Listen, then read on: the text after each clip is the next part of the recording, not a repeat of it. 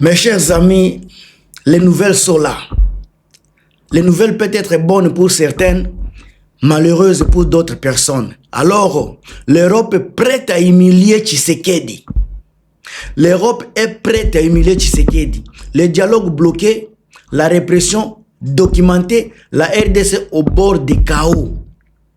Alors, Bandeko, si c'est pour la première fois, l'Europe dit non à Tshisekedi, non à l'hypocrisie démocratique, non au dialogue de façade, non à un pouvoir qui parle de la paix pendant qu'il ferme des bouches à l'intérieur. Lelo, makamboza kotambola na kati ya ba couloir diplomatique. Pas de dialogue national inclusif, pas d'Europe pour Tshisekedi. Bazo linga ba bloqué Tshisekedi akwende na poto.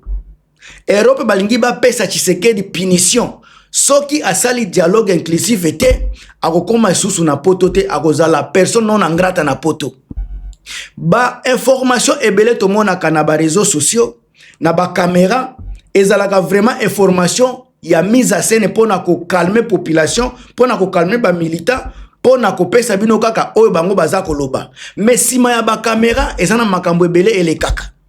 Bato ebele baza ko bossa na ke la vraie politique se passe derrière les caméras.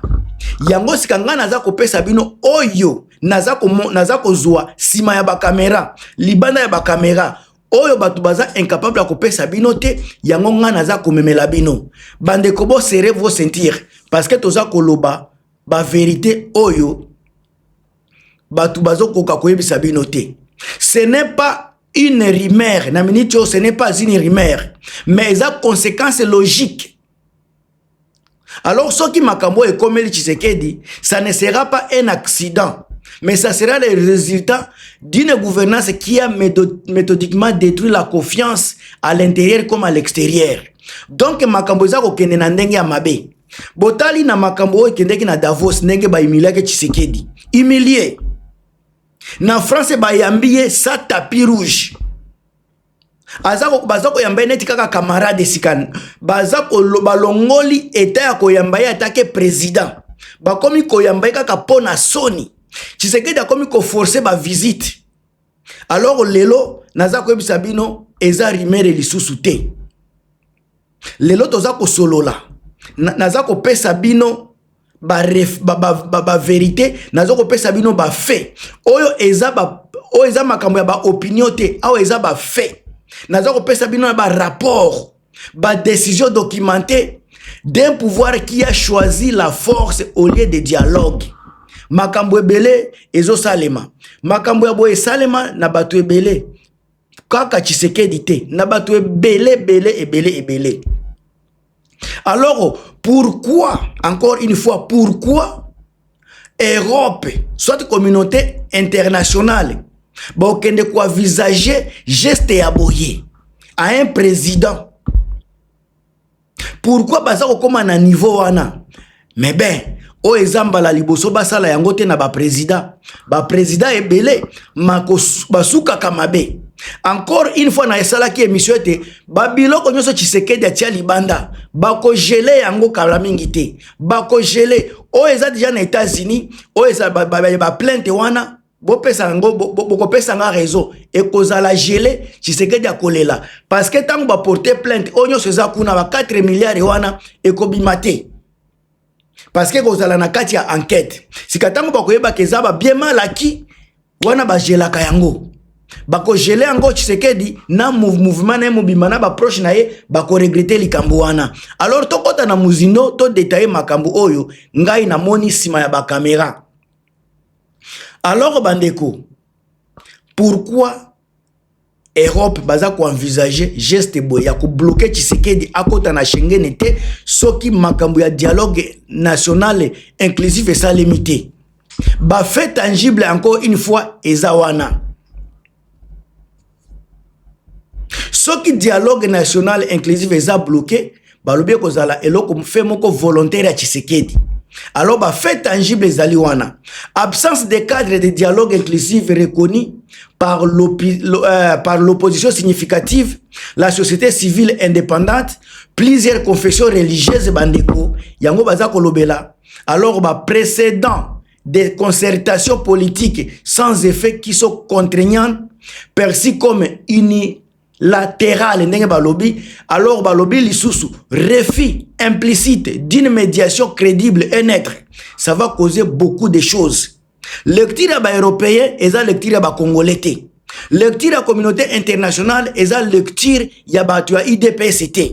Lecture à communauté internationale et la lecture à communicateur à Chilombote.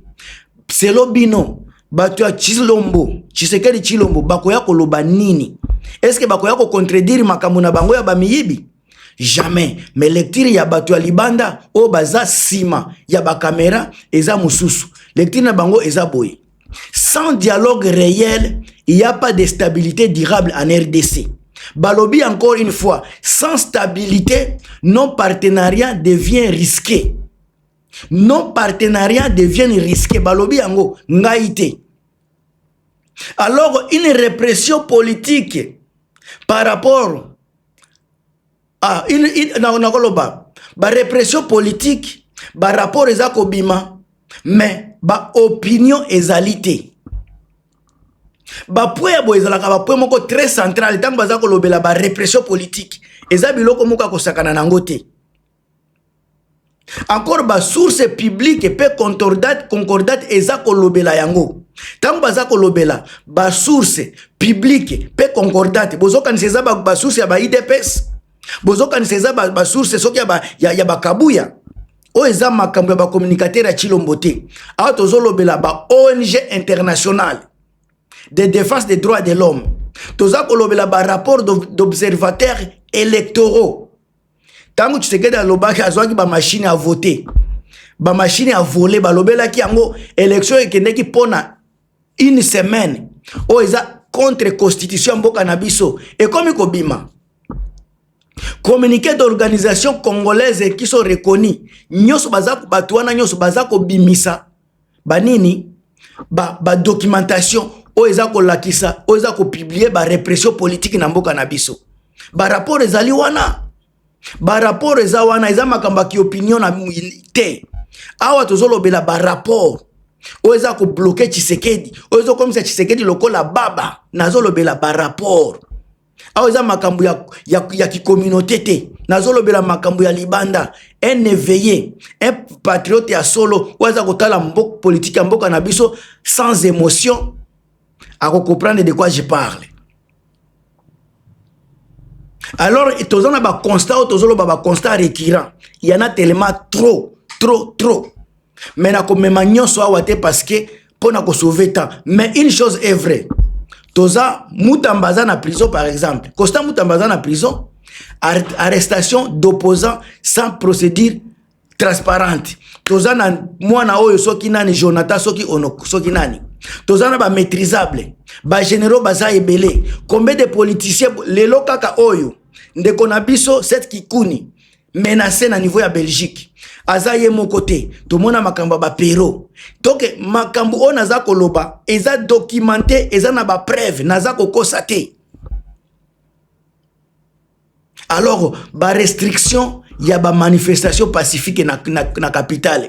Nani muta okende ko contredire ngana makambo wana.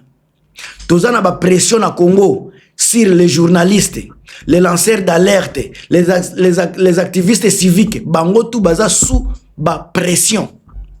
Alors ces éléments-ci sont souvent mentionnés, régulièrement mentionnés par des ONG, par des rapports accessibles au public. Ba européen baza ko tanga ba rapport wana, baza ko tiango, baza ko archiver yango. Alors bobo ça n'a été que communauté internationale ba réagira toujours en retard. Parce que baza ko linga ba légitimité makambo baza ko nini ba kotia en archive baza ko documenter. Alors makambo alelo soki botali bien Tshisekedi a perdre toute crédibilité possible. Tshisekedi a perdre toutes sortes de crédibilité. Boko lobandenge bolingi, boko ganga nenge bolingi. On peut tout dire, mais réalité est moko. Tshisekedi a perdu toute crédibilité. Boko lobanyes nenge bolingi. Boyiko finga nabino Moïse Katumbi. Bofingi nabino Mujitane Corneille Nanga. Bofingi nabino Joseph Kabila. Mais une chose est vraie, Tshisekedi a perdu toute crédibilité. Alors, tozana ba promesse contre réalité. Les promesses et les réalités. Nani yakoya ko contredire ngana ba promesse ya Tshisekedi et les réalités sur le terrain. Tshisekedi a parlé de la lutte contre la corruption. Mais le résultat est sélectif. Il a parlé de réformes institutionnelles. C'est une réforme qui est ralentie ou instrumentalisée. Qui va me contredire? Il a parlé de justice équitable. Mais aujourd'hui, justice en Mboka na biso est perçue comme à deux vitesses. Et ça, côté Moussoussou, justice égalité. Alors, oyo toza observer.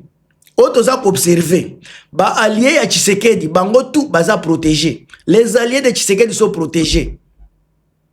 Mais les critiques sont poursuivies. Comment expliquer biloko wana? Mutu ya Tshisekedi, ata soki osali nini, oza protégé. Mais soki o critiquer kaka, oza poursuivi. Okomi problème. Pendant que critique et salisaka, mutu wa bonga. Mais na Congo, tu n'as pas le droit de critiquer. Tu dois seulement survivre.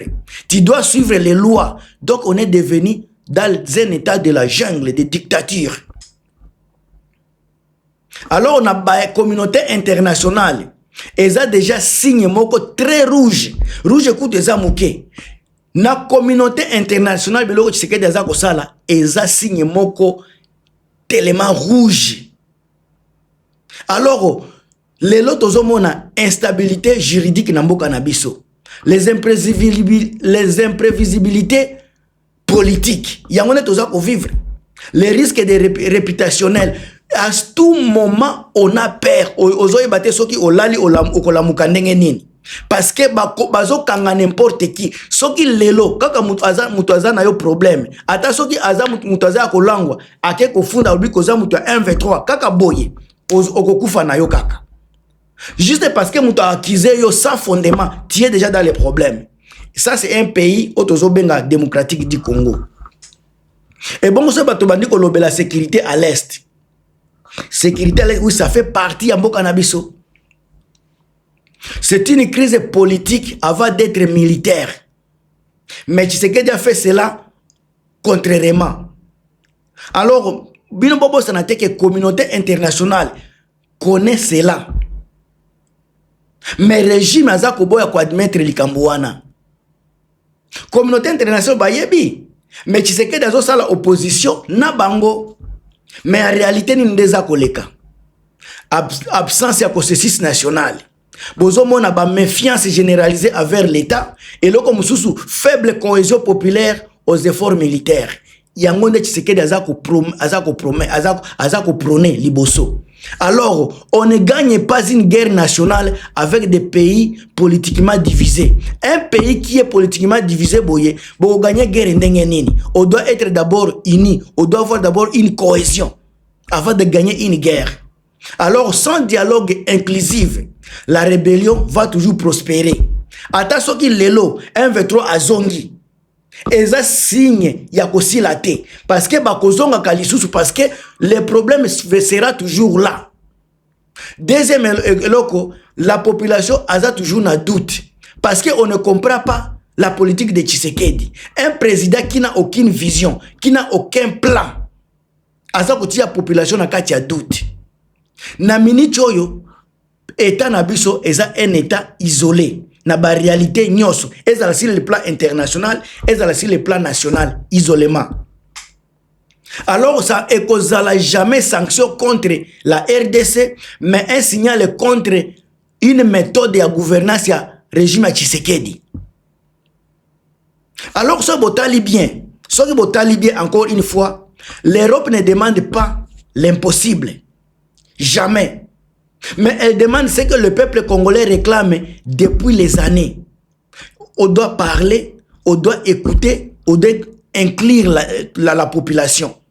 Les gens doivent se parler, on doit s'écouter et on doit inclure. Si Félix Tshisekedi est demain personne non grata, politiquement, ça ne sera pas un complot. Ça sera le résultat des choix clairs qu'il a fait. Gouverner seul contre tous. L'histoire Lelo est en train d'écrire.